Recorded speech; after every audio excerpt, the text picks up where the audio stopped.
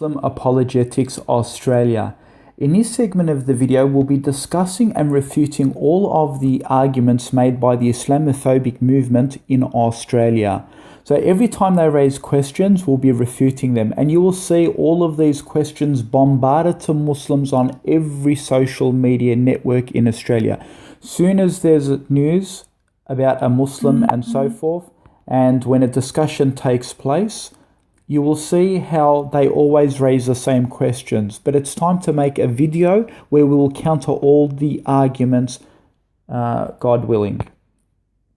Now, if you notice in the text, I'm in the Pauline Hanson Facebook page and we're responding to all of their fans. Tina writes, Pauline for PM, we need someone with Australian values.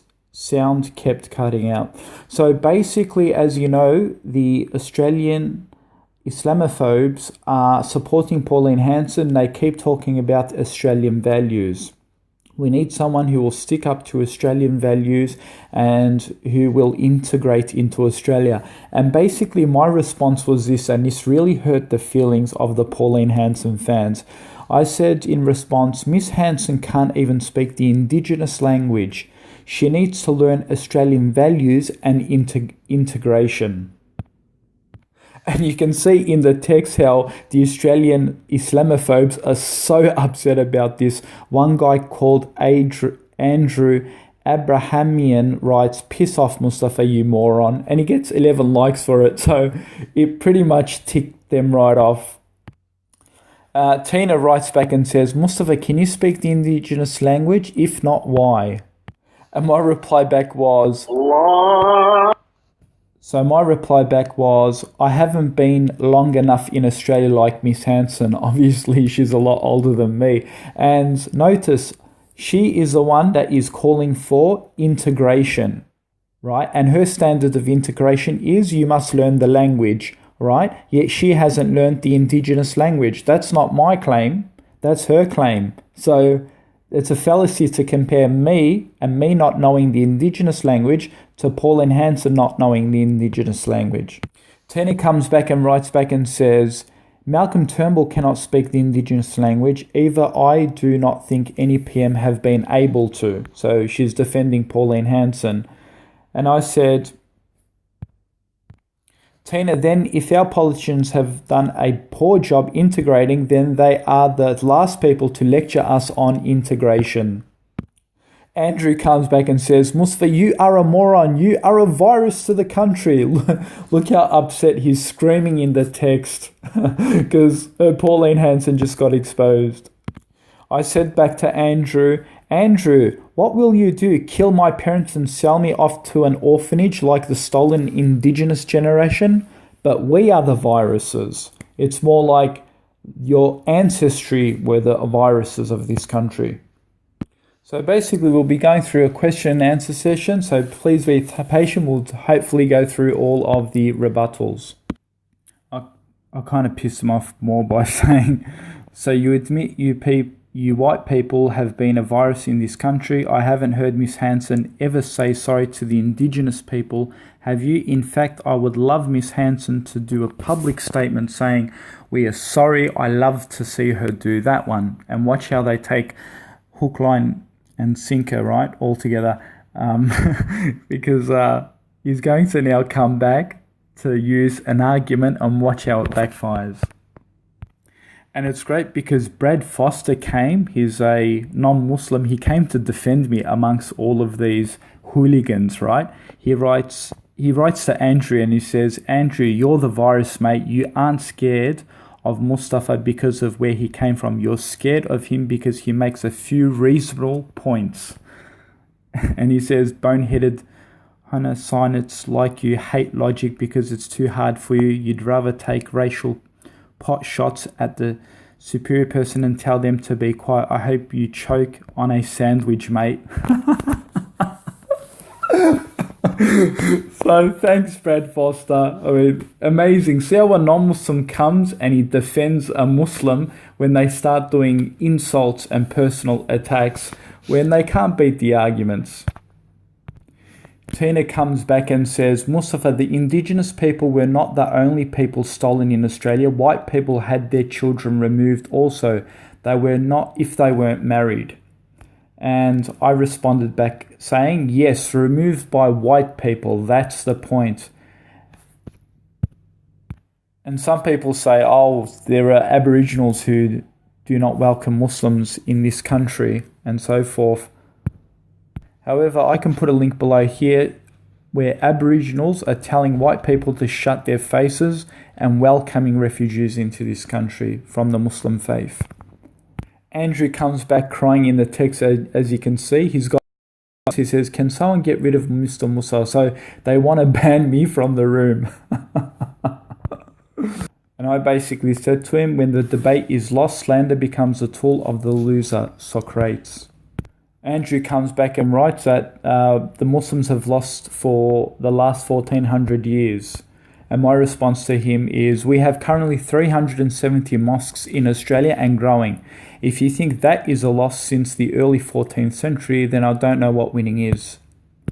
You know, another Islamophobe comes, his name is Nathan Schubert. He says, Mustafa, your religion is a scar on society in Australia. We don't have multiple wives, we don't hit women, we don't drink. We drink beer. We eat pork, and this go. Well, I'm sorry, but eating pork and drinking beer is not just part of Australian culture. I know many non-Muslims who don't actually like eating pork. We've got the vegan community, and we've got people who don't like drinking beer at all. They actually yuck over it.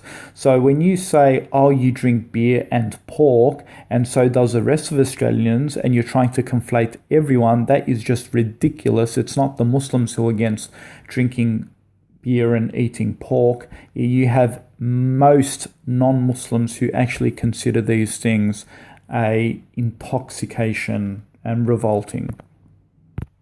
As for the four wives, you know, it's interesting because these people who claim four wives, right? Islam allows four wives and so forth. This is another misconstrued point, because if you look at the Muslim population, 2% of the Australian population is, or 2.2% or 2.5% is a Muslim population in Australia, and out of the 2.5%, 0.2% of it probably practices polygamous marriages, right? And that's probably in secret as well. For example, I know majority of the Muslim community, and I can't even think of a brother that has multiple wives. It's ridiculous, and it's just part of their fear-mongering that, oh, multiple wives are taking over Australian culture. And even if that was the case, what's the problem in that? I mean, I thought we're supposed to accept diversity in this country.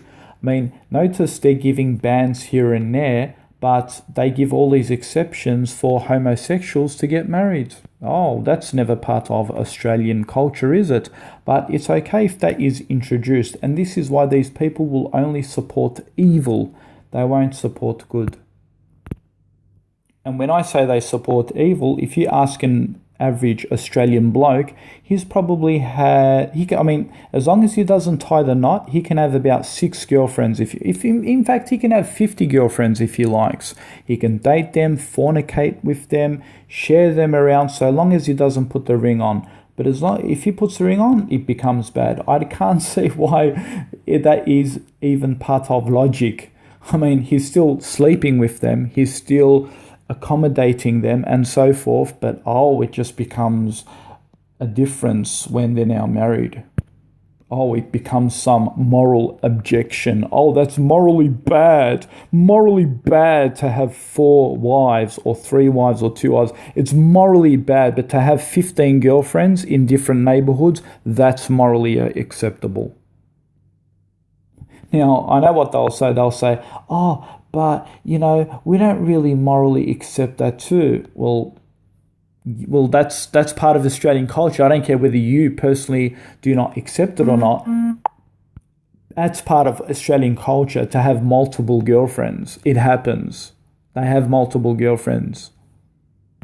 And if they're not multiple at the same time, then before he even gets married, he's at least had about 10 different relationships before he actually ties a knot with one of them. Okay, so again, it's still bankrupt. You sleep with 10 or 15 different girls, and then you say, okay, well, at the end of this, I'm just going to be faithful to one. Oh, that's just morally acceptable now. But then, interestingly enough, we hear that adultery and fornication is skyrocketing, people cheating on one another. It's, this is their society. Most of their men at strip clubs while they're still married, at whorehouses while they're still married. This is a result of their society. And you know what they say? When you confront them, they say, oh, my wife allows me to go to a strip club. So if you were faithful to one, why are you then staring and perving at more? And here's another double standard irony. We'll keep moving along. They keep saying Muslims are coming here to change the laws, but you have people like Pauline Hanson going into the Australian Constitution and wanting our values changed. Oh, what an irony. Can you imagine if a Muslim country said, we don't want Christians here, we ban all churches and ban all Christians and ban the Bible? I'm sure you will say Islam is an oppressive religion that does not tolerate other faiths. Isn't that the irony? But then these same Islamophobes say, close down the mosques in Christian countries.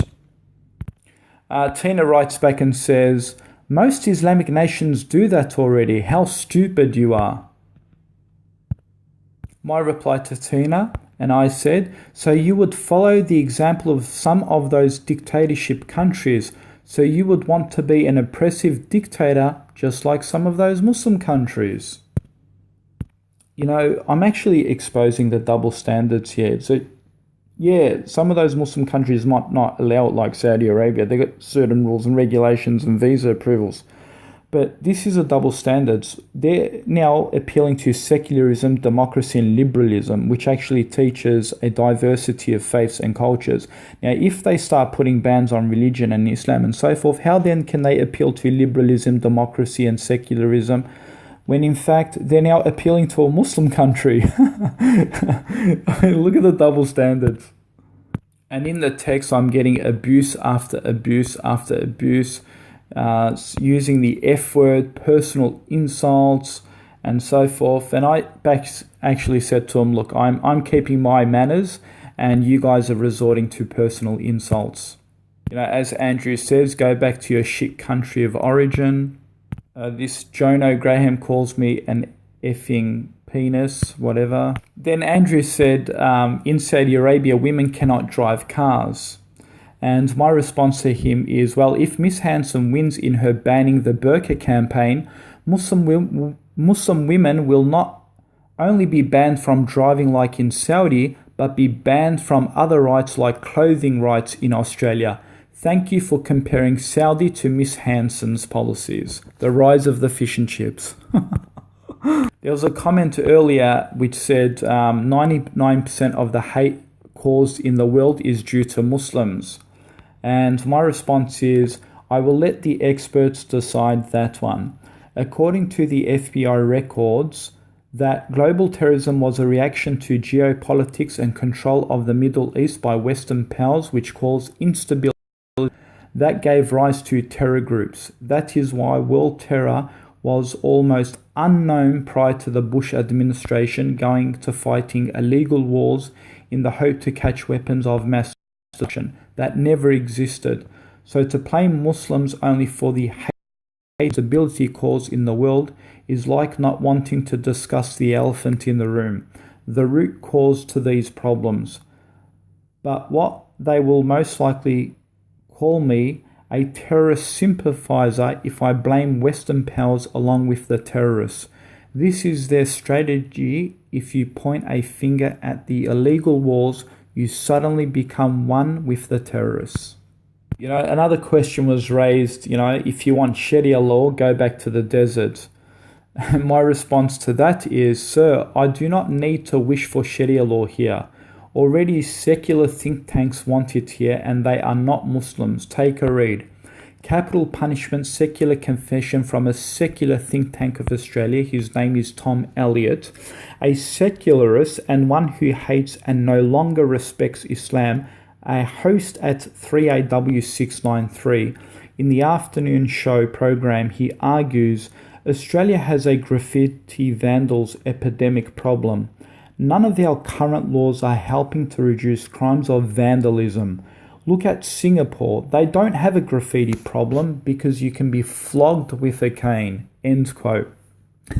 So notice, guys, if the Quran or Sharia law said to flog criminals like Tom Elliott, it becomes a barbaric ancient book stuck in the Dark Ages and belongs in the 14th century desert. But when Singapore does it, it is used as a point of reference and an example to solve the social problems of society. Check out the insult from Shannon Barber. Says, Mustafa, you're a putrid, brainwashed piece of dog shit. Look at the insults coming in when their arguments are being refuted in front of their eyes. These are personal insults, as you can see. They can't keep their manners, and they say Muslims are not tolerant people. Have a look at these comments, as you can see in the screen from Shannon Barber. And these fools telling me to go back to my country and so forth. My answer to them is, I was born in Australia. Maybe if you can't handle our current laws that allows diversity, maybe you should pack up your bags and take the ship back to the motherland, you racist bigots. Andrew says, I have my Australian flag flying high outside my home every day. God bless Australia and let's rid of our country of this crap. He's referring to Islam. And I said to him, Andrew, the flag you fly is ashamed of a person like yourself because that flag believes in diversity except a racist like yourself.